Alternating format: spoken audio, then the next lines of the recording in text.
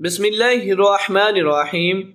ہر مقصد میں کامیابی کے لیے یہ عمل میرا آزمایا ہوا ہے، میں نے جب بھی کیا ہے 100% رزلٹ ملے ہیں۔ صبح کی نماز کے بعد 100 مرتبہ اول و آخر درود شریف سورۃ التوبہ کی آخری آیات کا ورد کریں۔ آیت یہ ہے، حسبی اللہ لا الہ الا ہوا علیہ توکلت وہو رب العرش العظیم۔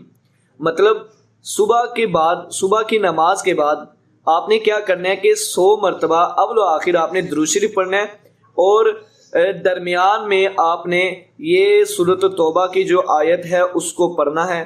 تو انشاءاللہ آپ کا جو جتنے بھی مقصد ہوں گے اس میں آپ کو کامیابی ملے گی۔ جزاک اللہ۔